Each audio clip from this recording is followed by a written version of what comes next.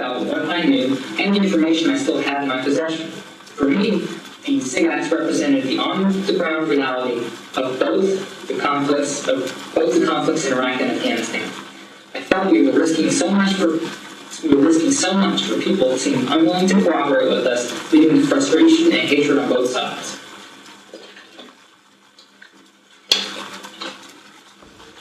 I began to become depressed with the situation that we found ourselves increasingly mired in, year after year. The SIGINT documented this in great detail and provided context to what we were seeing on the ground. In attempting to conduct counterterrorism, or CT, and counterinsurgency coin operations, we became obsessed with capturing and killing human targets on lists and on being suspicious of and avoiding cooperation with our host nation partners, and ignoring the second and third order effects of accomplishing short-term goals and missions.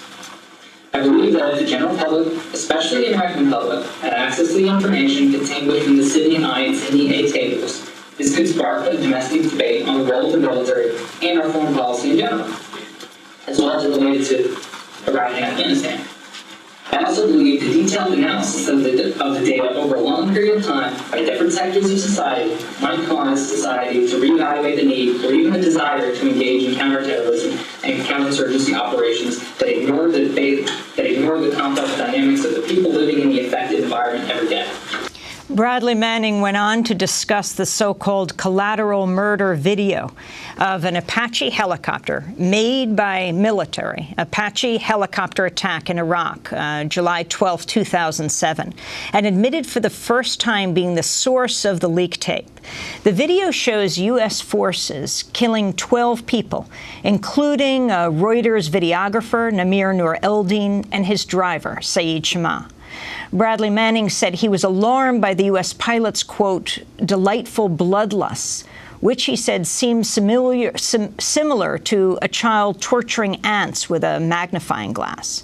Bradley Manning began by saying it was clear to him the helicopter incident happened because the pilots mistakenly identified Reuters employees as a potential threat and that the people in the bongo truck were merely attempting to assist the wounded. It was clear to me that the event happened because the aerial weapons team mistakenly identified Reuters employees as a potential threat, and that the people in the bongo truck were merely attempting to assist the wounded. The people in the van were not a threat, but merely good Samaritans. The most alarming aspect of the video to me, however, was the seemingly delightful bloodlust the aerial weapons they appeared to have. They dehumanized the individuals they were engaging and seemed to not value human life by referring to them as, quote, dead bastards, unquote, and congratulating each other on the ability to kill in large numbers. At one point in the video, there's an individual on the ground attempting to crawl to safety. The individual is seriously wounded.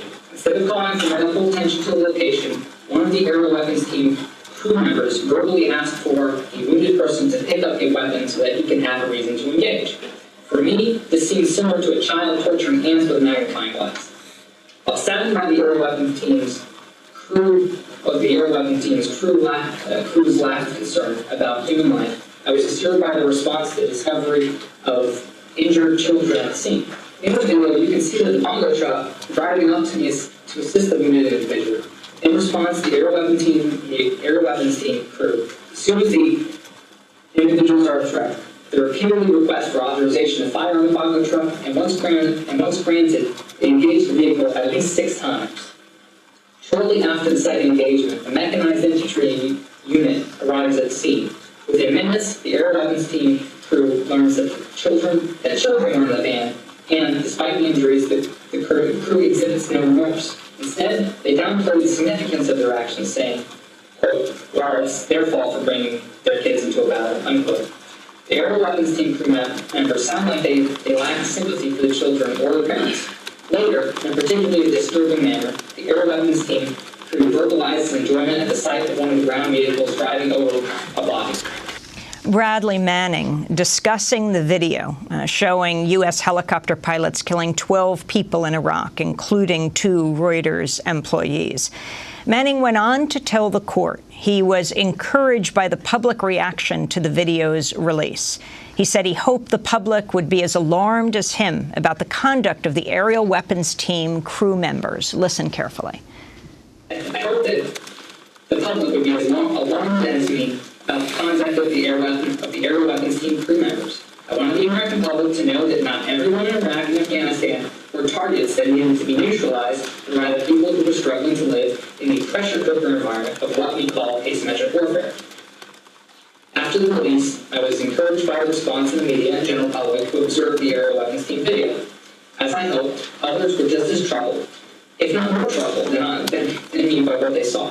That was Army whistleblower Bradley Manning reading a prepared statement in court last month, a statement you were not supposed to hear. But for the first time, this audio recording is being heard, surreptitiously recorded in the court.